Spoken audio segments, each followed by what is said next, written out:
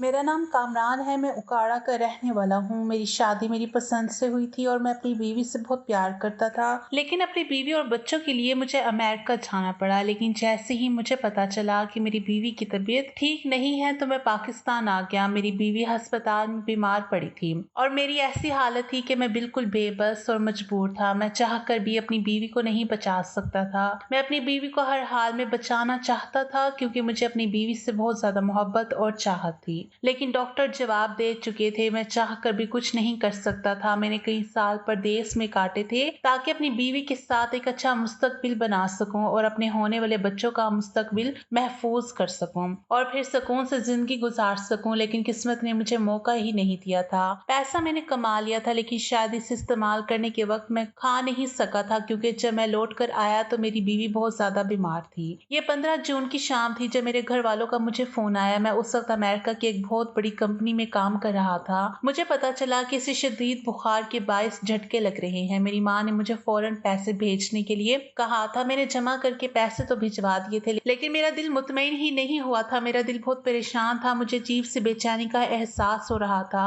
जैसे कुछ बहुत बुरा होने वाला है। इसलिए मैं खुद भी अगली फ्लाइट से वापस आ गया था और काफी दिनों से मेरी बीवी से राब्ता नहीं हो सका था क्योंकि वो बहुत ही कम मुझसे फोन पर बात करती थी। मैं भी फोन करता तो बहुत मुख्तसर सी बात होती थी। वो मुझसे सिर्फ यही कहती थी कि आप वापस कब आएंगे। उसके एक सवाल पर आकर हमारी बात खत्म हो जाती थी क्योंकि मैं उससे बता चुका था कि मैं अगले 7 साल तक अभी वापस आने वाला नहीं हूँ। फिर वो बार बार यही सवाल दोहराती थी। शायद यही वजह थी कि हमारे दरमियान राब्ता बहुत कम हो गया था क्योंकि उसके पास इस बात के अलावा कोई बात ही नहीं थी। मैंने उसे बहुत समझाया था कि मैं हर साल 1 महीने की छुट्टी पर तो आ सकता हूँ लेकिन नौकरी छोड़कर आना मेरे लिए मुमकिन नहीं है। और वो शायद मुझसे खफा हो जाती थी। पता नहीं क्या बात थी कि वो फोन काट दिया करती थी। मैंने भी परेशान होकर उसे फोन करना बहुत कम कर दिया था। इस बार जब मैंने उसकी बीमारी का सुना और वापसी की फ्लाइट ली तो मैं सोच रहा था कि मैं अब दोबारा अमेरिका नहीं आऊंगा। ऐसी मुश्किल नौकरी है, पैसे का क्या फायदा है कि जिसकी वजह से मैं अपनी बीवी से ही दूर रहूं और वो भी मुझसे नाराज रहती है। दुख परेशानी में तना है।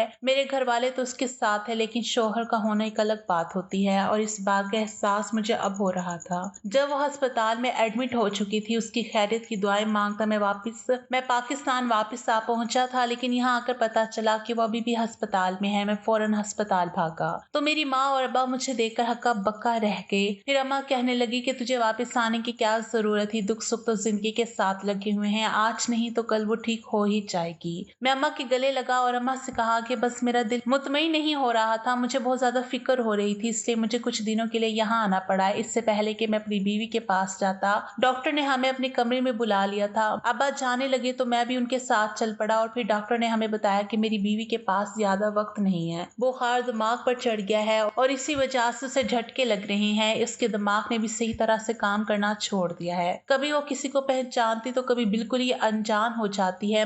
डॉक्टर की बात सुनकर मेरे होश उड़ गए थे। मैंने डॉक्टर से कहा कि आप क्या कह रहे हैं, मेरी बीवी तो अभी कम उम्र है और अच्छी भली है, एक बुखार की वजह से आप ऐसा कैसे कह सकते हैं। डॉक्टर अफसोस से कहने लगे, मामूली नोयत का बुखार नहीं है, आप लोगों को समझना होगा, दुआ करें बस, बाकी जिंदगी अल्लाह के हाथ में है, हम सिर्फ इलाज कर सकते हैं। डॉक्टर की बातों ने मेरे पैरों से जान निकाल दी थी। मैं बहुत मुश्किल से कदम उठाता अपनी बीवी के पास पहुंचा था। जैसे ही मैं उसके सामने गया तो वो मुझे फौरन पहचान गई। उसने कामरान कहकर मुझे पुकारा और फिर मेरा हाथ पकड़ लिया। मेरी आंखों से आंसू बह रहे थे क्योंकि मेरी बीवी को ऑक्सीजन लगा हुआ था। न जाने कितने बरनोले उसके हाथों पर लगे हुए थे कि उसके हाथ जगह जगह से नीले पड़ गए थे, आंखों के नीचे हल्के थे और चेहरा सदियों का बीमार लग रहा था। मैं अपनी बीवी को हंसता बसता छोड़कर गया था लेकिन अब जब मैं 3 माह बाद लौटा तो उसकी हालत देखकर मेरी रूह कांप उठी थी। मैंने फौरन उसका हाथ पकड़ लिया और कहा कि जल्दी से ठीक हो जाओ, देखो मैं तुम्हारे लिए वापस आ गया हूँ। मेरी इस बात पर उसके चेहरे पर एक पल के लिए मुस्कुराहट आई थी।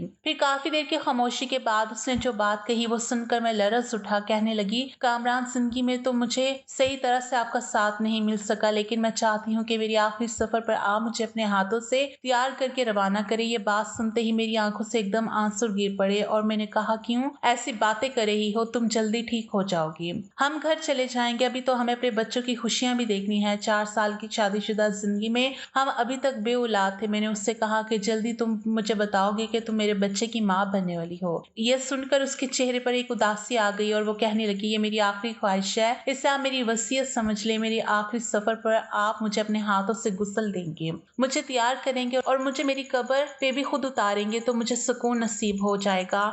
मुझे इस जहां में ना सही लेकिन उस जहां में आपका साथ मिलेगा। मैं आपकी खुशबू अपने साथ लेकर जाना चाहती हूँ। मेरी बीवी के जुमलों ने मेरे कदमों तले से जमीन निकाल दी थी। वो जिंदगी की नहीं मौत की बात कर रही थी। मैंने कभी सोचा भी नहीं था कि हमारे साथ इतना मुख्तसर होगा। मैंने उससे कहा कि खुदा के लिए आयशा ऐसी बातें ना करो, तुम जल्दी ठीक हो जाओगी। लेकिन उसके बाद उसे झटके लगना शुरू हो गए थे। डॉक्टर ने मुझे कमरे से निकाल दिया था। फिर कुछ देर के बाद जो खबर मुझे सुनने को मिली थी, मेरे सर पर आसमान गिर पड़ा था। मेरी बीवी इस दुनिया से जा चुकी थी। वो मेरी और मेरी बीवी की आखिरी मुलाकात थी और शायद मुझे वसीयत करने के लिए ही जिंदा थी या फिर मुझे देखना चाहती थी और मुझे देखने के लिए कुछ ही देर के बाद ही उसकी रूह उसका जिस्म छोड़कर चली गई थी। हैरत की बात यह थी कि वो मुझे देखते ही पहचान गई थी। आयशा के बूढ़े माँ बाप का रो रो कर बुरा हाल था, जबकि मेरे घर वाले भी एक तरफ परेशान खड़े थे। इस तरह एक जवान लड़की का दुनिया से चले जाना बहुत बड़ा सानिया होता है, और वो भी अचानक ही बुखार की वजह से।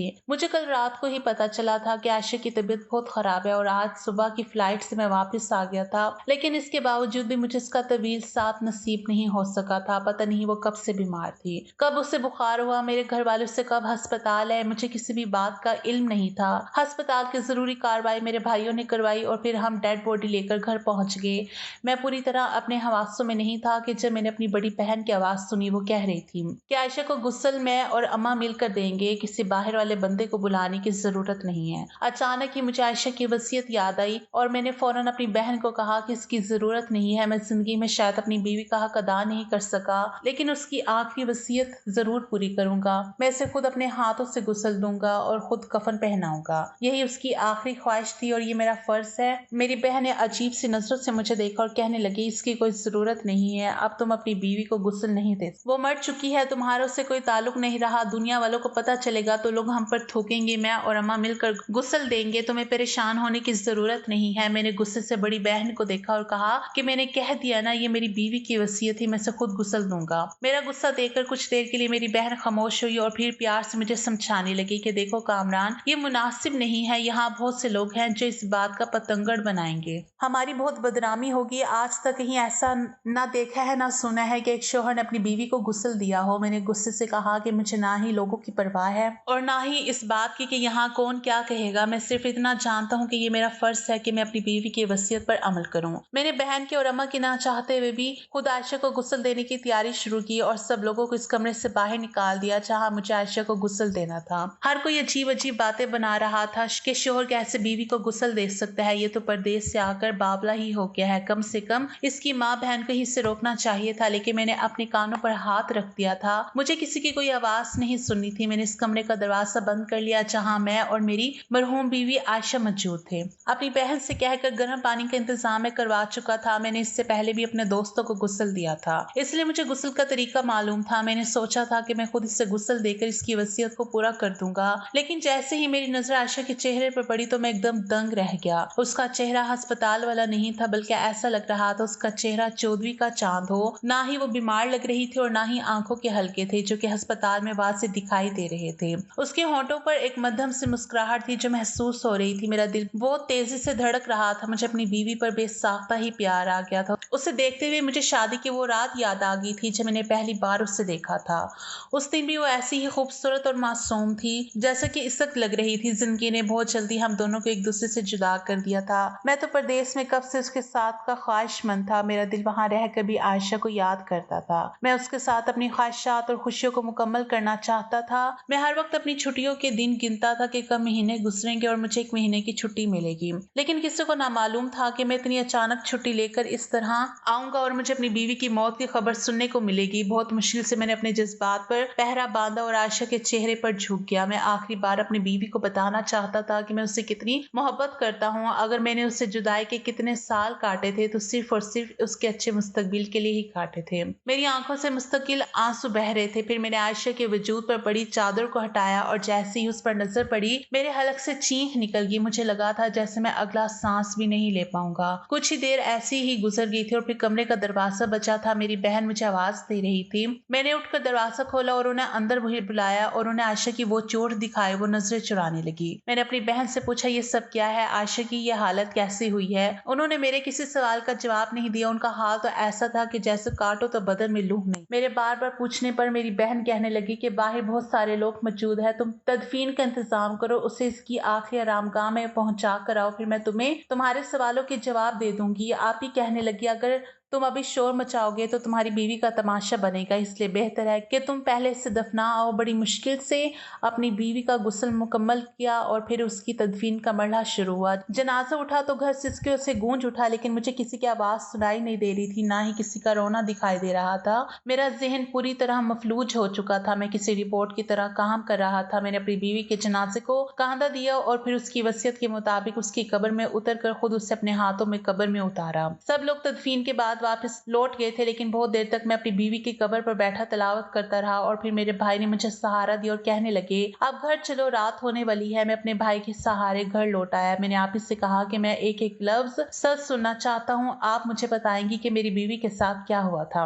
इससे पहले कि आप ही कुछ कहती हैं, अम्मा कहने लगी, कुछ भी नहीं हुआ था, खामखा छोटी सी बात का पतंगड़ मत बनाओ। तुम्हारी बीवी का वक्त लिखा था वो इस दुनिया से चली गई, अब इसके लिए क्या अम्मा बहनों से सवाल जवाब करोगे? अम्मा की बात सुनकर मैं हैरान रह गया था। मेरी बीवी मर गई थी और अम्मा हर बात को मामूली कह रही थी। मैंने आप ही की तरफ देखा तो आप ही की आंखों से आंसू बहने लगे। अम्मा ने घूर कर आप ही को देखा, जैसे वो उन्हें खामोश करवाना चाहती थी, लेकिन मेरा जबरदस्ती करने पर आप ही ने जो कुछ बताया वो सुनने के बाद मेरे लिए सांस लेना भी मुश्किल हो गई। कितने ही लम्हे मुझे अपनी समातों पर यकीन नहीं आया था। आप ही कहने लगी, आयशा बहुत ही अच्छी और नेक लड़की थी। शादी के बाद जब तुम पहली दफा उसे छोड़कर गए तो वो बहुत ज्यादा रोने लगी थी। हर वक्त यही कहती थी कि वो तुम्हें वापस बुला लेगी। पहले तो अम्मा ने उसे समझाया कि अगर तुम वापस आओगे तो घर कैसे चलेगा, लेकिन उसका यही कहना था कि वो तुम्हारे साथ जिंदगी गुजारना चाहती है और इसलिए अम्मा ने उसके साथ बुरा सलूक करना शुरू कर दिया। अम्मा जानबूझकर उसे तुमसे बात ही नहीं करने देती थी और अगर तुम दोनों बात भी करते तो अम्मा उसके सर पर सवार हो जाती। मैंने कई दफा अम्मा को समझाया कि इस तरह मियाँ बीवी के दरमियान आना मुनासिब नहीं है, लेकिन अम्मा को यही खौफ था कि कहीं तुम उसकी मोहब्बत में वापस ना आ जाओ। अम्मा के लिए तुम्हारी कमाई बहुत जरूरी थी, क्योंकि तुम्हारी कमाई से पूरा घर चलता था। ये बात तो तुम जानते ही हो कि हमारा छोटा भाई कितना नकम्मा है। वो खुद तो नौकरी करता नहीं है और उसकी बीवी बच्चे भी तुम्हारे ही पैसों पर पलते हैं। वो अम्मा का लाडला है और उसी ने अम्मा को ये पट्टी पढ़ाई थी कि अगर तुम लौट कर आ गए तो सबकी अय्याशियां खत्म हो जाएगी और तुम बीवी के गुलाम हो जाओगे। इसलिए अम्मा ने ना ही कभी तुम्हें वापस आने दिया और ना ही तुम्हारी बीवी को सुकून की जिंदगी गुजारने दी, बल्कि वो पूरे घर की नौकरानी बनकर रह गई।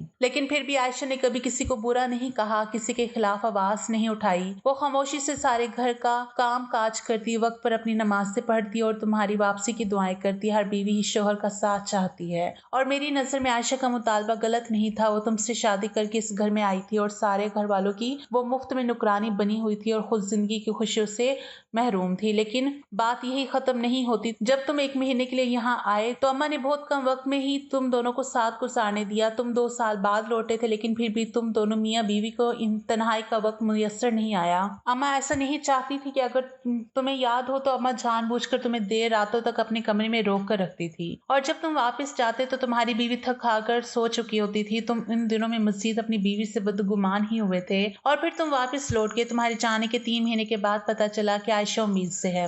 अम्मा ने यह खबर हर किसी से छुपाई और आयशा को खुद ही डॉक्टर के पास ले गई। अम्मा ने यह दिखावा किया कि वो आयशा और उसके बच्चे के लिए बहुत फिक्रमंद है। दरअसल उन्होंने डॉक्टर से कहकर उन्हें उसे ऐसी दवाई दी थी जिससे उसका बच्चा जाया हो जाता और फिर अम्मा ने आयशा को जानबूझकर वो दवाइयां दी थी जिससे उसका हमल जाया हो गया और तुम्हें ना ही उसके हमल का बताया और ना ही बच्चे के जाया होने का। अम्मा ने आयशा से कहा कि तुम परदेश में परेशान हो जाओगे, इसलिए तुम्हें ऐसी कोई बात ना बताई जाए और वो तुम्हारी खातिर खामोश होगी। लेकिन फिर कुछ महीनों के बाद उसे पता चला कि ये सब कुछ अम्मा की वजह से हुआ है। दरअसल वो डॉक्टर से कहीं मिल गई थी और उस डॉक्टर ने बातों बातों में उससे पूछा था कि उसने अपना बच्चा जाया क्यों करवाया और तब जाकर आयशा पर यह हकीकत खुली थी कि उसका बच्चा कुदरती तौर पर जाया नहीं हुआ, बल्कि अम्मा की वजह से जाया हुआ है और वो यही बात तुम्हें बताना चाहती थी। लेकिन अम्मा ने उस दिन के बाद आयशा के साथ ज्यादती शुरू कर दी, इस डर से कि कहीं वो तुम्हें सच ना बता दे। अम्मा ने उसके साथ मारपीट का सिलसिला भी शुरू कर दिया। वो बेचारी घर का काम भी करती और अम्मा की मार भी सहती। इसके बूढ़े माँ बाप उसे अपने साथ ले जाना चाहते थे, लेकिन अम्मा ने उसे वहां भी जाने ना दिया। मैंने अम्मा को बहुत समझाया, लेकिन किसी ने मेरी कोई बात ना सुनी। मैंने हर मुमकिन कोशिश की कि आयशा को उन हालात से बचाऊं, लेकिन नाकाम रही। मैं शादी के बाद गांव में अपने घर में रहती थी। मैं कभी कभार यहाँ आती तो आयशा को देख के मेरा दिल जल उठता था। आयशा बस मार पीट की आदी हो गई थी, वो अपने हालात से राजी हो गई थी, क्योंकि उसे मालूम हो गया था कि वो लाख मिन्नतें करे लेकिन तुम वापस नहीं आओगे। और फिर दिन रात घर के काम काज करते करते उसे बुखार हो गया। पता नहीं कब से उसे अंदर ही अंदर बुखार था जो हड्डियों में उतर गया, और फिर वही बुखार इतना जोर से आया कि उसके दिमाग पर चढ़ गया, और उसके बाद तो झटके लगने लगे और बुखार की वजह से ही उसका इंतकाल हुआ। लेकिन वो यहाँ तक जिस हाल में पहुंची है इसके जिम्मेदार हमारे घर वाले हैं। मुझे तो लगता है कि कहीं ना कहीं मैं भी उसकी कातिल हूँ। ये कहकर आप भी जोर जोर से रोने लगी और मुझे ऐसा लगा कि जैसे किसी ने मेरे सर पर छत गिरा दी है। मैंने हैरत से अपनी माँ की तरफ देखा जो खुद औलाद रखती थी, फिर वो किसी और की औलाद के साथ ऐसा कैसे कर सकती थी। अम्मा के चेहरे की शर्मिंदगी के तासुरात देखते हुए मैं हैरान था। वो मुझसे नजर चुरा रही थी। मैंने बेयकीनी से अम्मा को झंझोड़ा और पूछा कि क्या आपने मेरा बच्चा जाया करवाया? क्या आपने मेरी बीवी को मारा पीटा था? क्या आप उसके साथ ज्यादती करती थी? और अम्मा के पास मेरे किसी सवाल का कोई जवाब नहीं था। मैंने बहुत मान से अपनी बीवी को अपने घर वालों के पास छोड़ा था, ये सोच कर के मेरी माँ उसे बेटी जैसी मोहब्बत देखी, मेरा भाई उसे बहन समझेगा और मेरी कमाई पर वो ऐश करेगी। कुछ वक्त में पैसे जमा करके वापस आ जाऊंगा तो फिर अपना अलग घर बनाएंगे। लेकिन मुझे नहीं मालूम था कि मेरे पीछे ये सब होगा। अम्मा हमेशा से ही मेरे छोटे भाई को मुझसे ज्यादा मोहब्बत करती थी, उसकी हर बात को अहमियत देती थी। लेकिन मुझे ये मालूम नहीं था कि मेरे भाई और उसके बच्चों का मुस्तकबिल बनाने के लिए अम्मा मुझे और मेरी औलाद को इस तरह नजरअंदाज करेगी। क्या कोई माँ औलाद में इतना बड़ा फर्क भी कर सकती है? मेरी हालत देखकर अम्मा मुझसे माफी मांगने लगी। उन्हें अंदाजा नहीं था कि मेरी बीवी इस तरह अचानक दुनिया से चली जाएगी। लेकिन मैं अपनी माँ को माफ नहीं कर पाया। मैं कैसे उन्हें माफ करता? उन्होंने ना सिर्फ मेरी बीवी बल्कि मेरे बच्चे की जान ली थी, बल्कि उन्होंने तो मुझसे मेरे जीने की वजह ही छीन ली। मैं किस रिश्ते पे इतमाद करता, किसका हाथ पकड़ता, किसके कांधे पर सर रख कर रोता? मेरी माँ और मेरे भाई ने मेरी पीठ पे खंजर खोप दिया था। मेरी परदेश की कमाई के लिए उन्होंने मेरा घर उजाड़ दिया था। मैंने फौरन वापसी के लिए अपना सामान समेटा। आप ही ने मुझे रोकने की कोशिश की लेकिन मैं ना रुका। आप ही बहुत शर्मिंदा थी। वो इन सारे जुल्म और सितम का हिस्सा तो नहीं बनी थी, लेकिन कहीं ना कहीं खामोश रहकर उन्होंने भी गुनाह किया था